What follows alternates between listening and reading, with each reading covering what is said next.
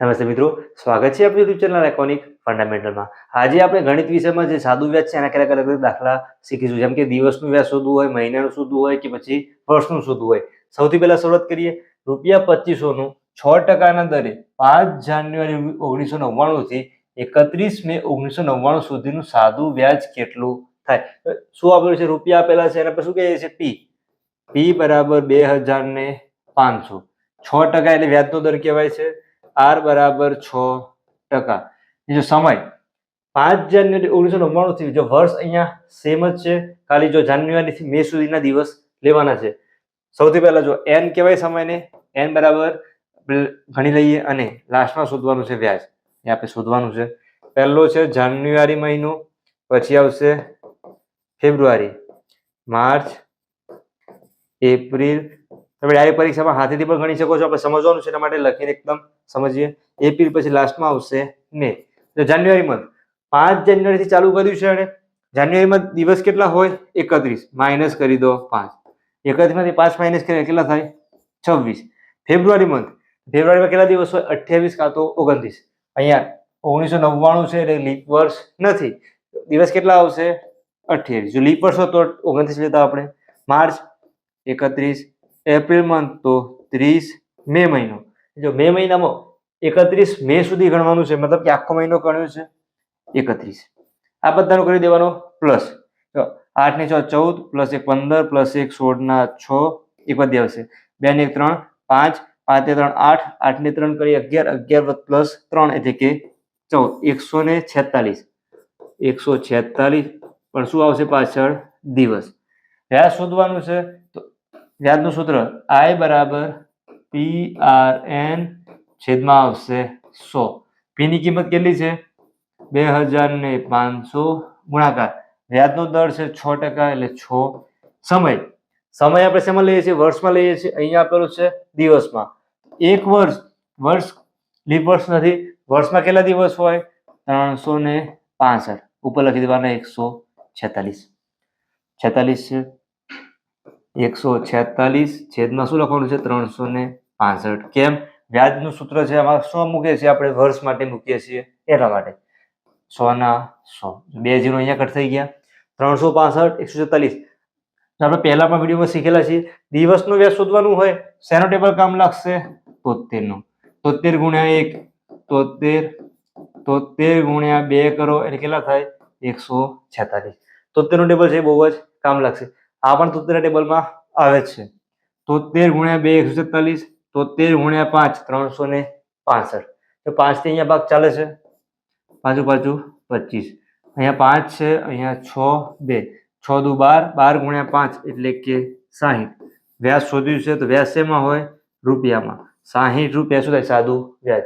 Option આપેલા છે, option A answer થઈ ગયો। જો પરીક્ષામાં તમે આવું લખશો નહીં તો ચાલશે, સૂત્ર મૂકો, પછી આનું જે PRN જે શોધવાનું હોય ડાબી સાઈડે લખી દેવાનું। આગળ બીજું એક જોઈએ। રમણ એક બેંકમાં 12500 રોકે છે, પૈસા મૂકે છે અને તેને ₹15500 4 વર્ષ પછી પર તરીકે રિટર્નમાં મળે છે, તો તેને કયા દરે સાદું વ્યાજ મળેલ હશે? મતલબ કે એને પૈસા મૂક્યા છે, 4 વર્ષ પછી એને પાછા મળે છે, ટોટલ રૂપિયા પાછા મળે છે।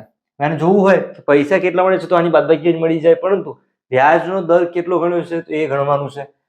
કેટલા મૂક્યા છે? 12500। શું થવાનું? પી થવાનું છે। જો 15000 છે તો વ્યાજ શોધવું હોય, ટોટલ કેટલા હતા? જો 15500 માઇનસ 12500 કરવા પડશે, 0 0 3 આવશે, 15 માંથી 12 કટ કરીએ એટલે કે 3। વ્યાજ શું થઈ જવાનું? I બરાબર 3000 રૂપિયા। 4 વર્ષ સમય છે, n બરાબર 4 વર્ષ। ખ્યાલ આવ્યો છે? તો સાદું વ્યાજ કેટલા દરે ગણવાનું છે? તો R શોધવાનું છે। જો R શોધવાનું સૂત્ર કદાચ ના આવડતું હોય તો I બરાબર આ તો આવડે છે, PRN છેદમાં 100। R શોધવાનું છે તો કરવાનું શું? R ને છે ત્યાં રહેવા દો, P અને N એના ગુણાકારમાં છે, સામે મોકલો તો ક્યાં જશે? છેદમાં જશે। P ગુણ્યા N છેદમાં છે 100 છે, 100 ને છેદમાંથી સામે મોકલે ક્યાં જાય? અંશમાં જશે। અહીંયા ખાલી શું છે? R છે। આવું કહેવાય કે આર બરાબર 100 ગુણ્યા આઈ છેદમાં પી ગુણ્યા એન. ખ્યાલ આવ્યો છે? 100 ના 100 વ્યાજ કેટલું મળ્યું હતું? 3000 રૂપિયા મળ્યું હતું. એને લખી દો 3000 છેદની અંદર પી કેટલું લેવાનું છે? 12500. કેમ 12500 લીધા? તો અહીંયા ભૂલ ક્યાં પડે છે? તો 15500 લઈ લો તો એ શું થાય? જવાબ બદલાઈ જાય. કેમ? આપણે પી એટલે કે મુદ્દલ કેવું લેવાનું? જે આપણે મૂક્યું હોય એ અથવા જે આપણે વ્યાજે લીધું હોય એ શેમાં આવશે? પી માં આવશે, એટલે કે મુદ્દલમાં. સમય 4 વર્ષ. જો 2 0 તો કોઈ પણ જગ્યાએ કટ થાય. અહીંયા કરો અથવા અહીંયા કરો, બંને જગ્યાએ શું થશે? જવાબમાં સેમ જ આવશે. 125 છે, અહીંયા 3000 છે. 5 5 થી પણ ભગાય છે, 25 થી પણ ભગાય છે. અહીંયા ના કરવું હોય તો જો આ 0 રહેવા દો, અહીંયા 2 0 કટ કરો તો પણ સેમ થવાનું. કેમ? એ 100 છે, 25 ગુણ્યા 4 25 ચોક 100, 25 ગુણ્યા 5 125. કેમ? ઈજી થઈ ગયું. અહીંયા 300 છે તો ફરીથી તો 5 થી ભાગ કરતો અથવા 25 થી કરતા. 5 6 30, 4 4 અહીંયા કટ થઈ ગયા. બાકી શું વધ્યું? 6. વ્યાજનો દર છે એટલે પાછળ ટકા. તો આર બરાબર 6%. મતલબ કે 12500 રૂપિયા છે એના બરાબર 6% પ્રમાણે વ્યાજ ગણ્યું છે. કેટલા વર્ષ માટે? 4 વર્ષ માટે. તો વ્યાજ કેટલું મળશે? 3000. ટોટલ કેટલા મળશે? 15500. જવાબ કેટલો થયો? 6%. Option number B answer. આગળ બીજો દાખલો જોઈએ. જો આપ ચેનલમાં નવા હો, ચેનલને સબસ્ક્રાઇબ કરજો. વિડીયો પસંદ આવે તો લાઈક કરી મિત્રો સાથે શેર કરજો. ચેનલની અંદર તમે ગણિત છે, રીઝનિંગ છે, તો પાયાનું ગણિત એકદમ બેઝિક લેવલથી સ્ટાન્ડર્ડ લેવલ સુધીનું શીખવા મળશે. આગળ જોઈએ. રૂપિયા 16800 નું વાર્ષિક 6.5% દરે 9 માસનું સાદું વ્યાજ કેટલા રૂપિયા થશે? જો અહીંયા મહિનાનું શોધવાનું છે. અહીંયા પણ જો આપણે જોઈશું આગળ શું ભૂલ પડે છે, આગળ લખીએ એટલે ખબર પડશે. પી બરાબર 16800, વાર્ષિક 6.5%. આર છે, આર બરાબર 6.5%. 9 માસ સમય છે, એન બરાબર 9 માસ અથવા 9 મહિના કહેવાય. વ્યાજ શોધવાનું છે. આઈ બરાબર ક્વેશ્ચનમાં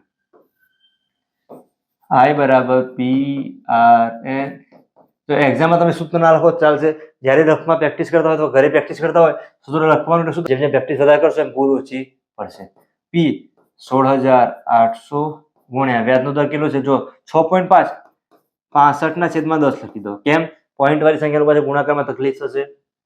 65 છેદમાં 10 ગુણાકાર. અહીં જો સમય માસમાં આપેલું છે, આપણે શેમાં લેવાનું છે? વર્ષમાં. તો એ વર્ષમાં કેટલા મહિના હોય? 12 હોય. શું કરવાનું? 9 ના છેદમાં 12 મૂકી દેવાના. આપણે આગળ જો અહીંયા શું હતું? વર્ષ જ આપેલું છે. એના આગળ દાખલામાં જો દિવસ આપેલા હતા. વર્ષમાં કેટલા દિવસ હોય? 365. તો આપણે શું કર્યું? છેદમાં મૂક્યા હતા. એ જ વસ્તુ આમાં મહિના આપેલા છે, તો જે વસ્તુ એક વર્ષમાં કેટલા મહિના હોય? 12 હોય, એ છેદમાં લખી દેવાના. જે આપેલા છે ઉપર લખી દો. ફરીથી 100 ના 100 આવી રીતે પણ લખાય, અથવા આખી સ્ટ્રેટ લાઈન કરો તો પણ ચાલશે. 2 0 કટ કરો. 9, 3 ગુણ્યા 3 9, 4 ગુણ્યા 3 12. જો 4 થી અહીંયા ભાગ ચાલશે. જો 4 ચોક 16, 4 દુ 8, 42 છે, અહીંયા 65 છે. 42 અને 65 અહીં જો બે થી ભાગ ચાલશે. જો 5 ગુણ્યા 2 10, અહીંયા પણ 2 થી ભાગ ચાલે છે, તો 2 દુ 4 1 21. 5 से भाग चालશે, 5 एका 5 અથવા 3 पंचा 65 डायरेक्ट 3 13 21. 21 ગુણ્યા 3 કરી દો. 21 ગુણ્યા 3 63 ગુણ્યાકાર 13 જોડે એ શું થયું? વ્યાજ. તો તમારે રફમાં કરવાનું શું? આ 63 ગુણ્યા 13 નો ગુણાકાર જાતે કરવાનો છે. જવાબ જે આવે છે એ કોમેન્ટમાં જણાવવાનું છે. ઓપ્શનમાં આવી જો આ 4 ઓપ્શન આપેલા છે, એમાંથી કોઈ એક જવાબ થશે. તો ઓપ્શનમાં શું કરવાનું? જવાબ છે એ કોમેન્ટમાં જણાવવાનું છે. આગળ બીજો દાખલો જોઈએ. રાજેશ 12% સાદા વ્યાજે શું કરે છે? લોન લેશે. જો જે આપેલ છે લખી દઈએ. આર બરાબર 12%. 3 વર્ષ બાદ વ્યાજ પેટે ₹5400 ચૂકવે છે. વ્યાજ પેટે આઈ બરાબર 5400, એટલે વ્યાજ ના રહે. 3 વર્ષ બાદ એટલે કે એન 3 વર્ષ. તો મુદ્દલ કેટલા રૂપિયા હશે? એ જો શું શોધવાનું છે? મુદ્દલ શોધવાનું છે. પી બરાબર ક્વેશ્ચનમાં ફરીથી વ્યાજનું સૂત્ર આઈ બરાબર PRN છેદમાં 100. મુદ્દલ એટલે કે પી શોધવાનું છે. પી ને ત્યાં આવવા દો. બાજુમાં શું છે? જો RN છે, સામે મોકલી દો. અહીંયા આઈ તો છે, R ગુણ્યા N. 100 જે છેદમાં છે ક્યાં આવશે? અંશમાં. પી બરાબર 100 ગુણ્યા આઈ P બરાબર 100 ગુણ્યા I છેદમાં R ગુણ્યા N. 100 ના 100, વ્યાજ 5400, R વ્યાજનો દર કેટલો લીધો હતો? 12% લીધો હતો. સમય 3 વર્ષ. તો જો ભાગાકાર અહીંયા 3 થી ભાગ ચાલે છે. જો 3 એકા 3, 2 વર્ષ છે, 3 8 24 ભાગ ચાલે છે. હવે ભાગાકારની જે વિભાજ્યતાની ચાવી છે એ પણ આગળ શીખેલા છીએ. કરવાનું શું? સંખ્યા કઈ છે? તો સંખ્યા છે 5 4 0 0. એના જે અંકનો સરવાળો કરો, 5 + 4 9 એ 0 0 છે એટલે 9 જ રહેશે. અંકોનો સરવાળો છે જો 3 થી ભગાતો હોય તો આખી સંખ્યા જે આપેલી છે એ 3 થી ભગાય. જો 3 થી ભાગ કરીએ તો જો પહેલા 3 એકા 3, 2 બાકી રહેશે, 3 8 24 0 0, 1800 થયા. ફરીથી 12 છે, ડાયરેક્ટ 12 થી ના કરવો હોય તો 12 છે 2 થી ભાગ ચાલે છે. જુઓ 6 દુ 12, અહીંયા 9 દુ 18, 900. 6 થી ભાગ કરવો હોય અથવા ફરીથી ના કરવું હોય, ફરીથી 2 થી થાય છે. 2 ગુણ્યા 3 6, અહીંયા 2 થી ભાગ ચાલવાનો છે, 45 દુ 90. 3 છે 15 ગુણ્યા 3 45, 150. 150 ગુણ્યા 100 એટલે પાછળ 2 0 એડ કરો. તો આ જ વસ્તુ ભાગાકારના જે ભાગ છે, છેદ છે ઉડાડતા આવડતા હોય તો ડાયરેક્ટ ઉડાડી શકો છો. કેવી રીતે? 1800 1800 છે એના ભાગ્યા 12, ડાયરેક્ટ ભાગાકાર કરી શકીએ છીએ. કેમ? 12 ગુણ્યા 15 અને પાછળ 1 0 કરો એટલે 1800 થઈ જાય. ના આવડતો તો આવી રીતે ભાગ ઉડાડતા જવાનું. જવાબ શું મળ્યો? 15000 રૂપિયા. આ શું થવાનું છે? એનું મુદ્દલ ઓપ્શનમાં. ઓપ્શન સી શું થયો? જવાબ. એટલે કે આપણે મુદ્દલ જે શોધવાનું હતું એને શું કહેવાય છે? P. આ થયો આપણો જવાબ. આવી જ રીતે તમે એકદમ સરળ રીતે ગણિત શીખવું હોય, ચેનલ YouTube ઉપર સબસ્ક્રાઈબ કરજો. વિડીયો પસંદ આવ્યો હોય લાઈક કરી સાથે શેર કરજો.